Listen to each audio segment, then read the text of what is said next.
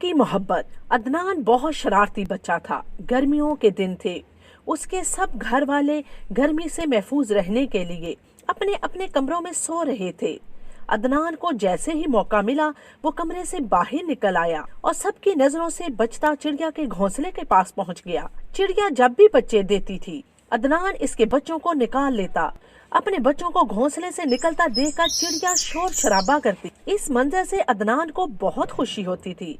अदनान ने जैसे ही घोंसले में हाथ डालना चाहा, चिड़िया और चिड़ा बड़ी फुर्ती से घोंसले से निकलकर फजा में चक्कर लगाने लगे।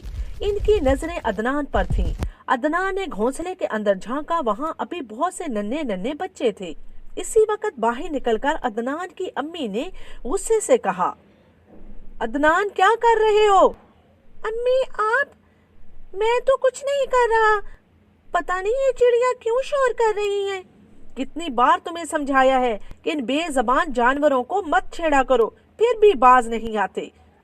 अम्मी मैं तो ऐसे ही देख रहा था इन चिड़िया के बच्चों को। मुझे मालूम है कि तुम क्या कर रहे थे। हर वक्त जानवरों को तंग करना तुम्हारी आदत बन गई है।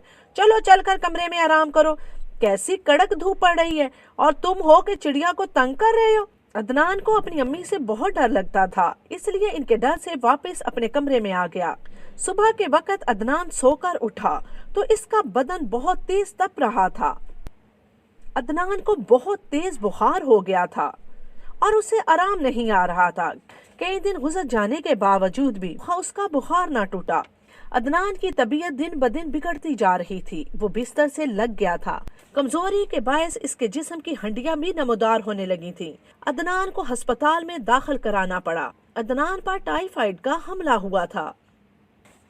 इसकी माँ दिन रात अदनान के पास रहने लगी और वो रोती रहती और अपने बेटे के लिए दुआ करती रहती। वो दिन रात अपने बेटे की खिदमत करती, सारी रात जागती रहती। बाकी घर वाले अदनान की माँ को आराम करने के लिए कहते कि हम देखभाल कर लेंगे, मगर वो किसी की ना सुनती। अपने बच्चे की मोहब्बत इन्हें दूर ना होने देती थी। नींद भी आती तो बेड के पास रखे स्टूल पर ऊँघती रहती, लेकिन अदनान से दूरी बर्दाश्त नहीं करती थी। अदनान को अब एहसास हुआ कि माँ को अपने बच्चों से कितनी मोहब्बत होती है। तबीयत संभलने पर अदनान घर आ गया। उसकी माँ हर वक्त उसके पास ही रहती। अदनान की बीमारी से उन्होंने खुद की हालत पागलों जैसी बना ली थी। अम्मी अब मैं बिल्कुल ठीक हो चुका हूँ। अब तो आप मेरी इतनी फिक्र ना किया करें और खुद की हालत को दुरुस्त कर लें। मैं बिल्कुल ठीक हूँ बेटा। क्या हुआ है मुझे? मेरा चांद ठीक हो जाए तो मैं बिल्कुल ठीक हो जाऊंगी। अम्मी मैं सब कुछ देख रहा हूँ। मैं जब से बीमार हुआ हूँ आपने एक दिन भी चारपाई पर लेटकर नींद पूरी नहीं की। अब तो आराम कर ले। हाँ बेटा तुम बेफिक्र रहो, मैं आराम कर लूंगी। तुम ठीक हो गए ना, यूं ही मेरे लिए सबसे बड़ी खुशी की बात है। अम्मी एक बात समझ में नहीं आती कि सब बच्चों की माएँ अपने बच्चों के लिए इतनी फिक्रमंद क्यों रहती हैं। अपनी नींद, खाना पीना, सुख चैन सब कुछ खत्म कर लेती हैं। आखिर ऐसा क्यों करती हैं? माएँ अपने बच्चों से बहुत मोहब्बत करती हैं, इसलिए अपने बच्चों के लिए तड़प जाती हैं। अम्मी मुझे कुछ हो जाता तो मेरी बीमारी में आप पागल हो जाती। मुझसे आपकी ये हालत नहीं देखी जाती।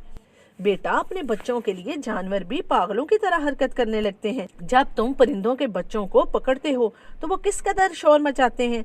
फिर हम इंसान हैं, क्या अपने बच्चों के लिए परेशान नहीं होंगे? हाँ अम्मी वाकई इस बीमारी के दौरान मैं जान गया हूँ कि माएँ अपनी औलाद से कितना प्यार करती हैं। औलाद की खातिर अपनी नींद, खाना पीना, सुख चैन सब कुछ ही भूल जाती हैं और इन्हें कुछ याद ही नहीं रहता। सिर्फ अपने बच्चे की तकलीफ का एहसास होता है। अम्मी मैं आज से आपके सामने ये अहद करता हूँ, बल्कि आपसे वादा करता हूँ कि मैं आइंदा किसी भी परिंदे के बच्चे को हाथ नहीं लगाऊंगा और ना ही इन्हें तंग करूंगा। जिस तरह आप मेरे लिए परेशान हैं, इसी तरह परिंदों की माएँ भी अपने बच्चों के लिए पागल हो जाती हैं। हाँ बेटा मैं इसीलिए तो तुझे रोकती थी कि परिंदों के बच्चों को मत पकड़ा करो। ममता की मोहब्बत तो जानवरों और इंसानों में सब में होती है। बेटा सब माएँ प्यार करती हैं, चाहे वो जानवर की माँ हो या किसी इंसान की। परिंदों को भी अपने बच्चों से इतनी ही मोहब्बत होती है जिस तरह से मुझे तुम्हारे साथ मोहब्बत है, इसीलिए तो मैं रोकती थी। अम्मी मैं आइंदा वादा करता हूँ कि मैं किसी परिंदे को तंग नहीं करूँगा।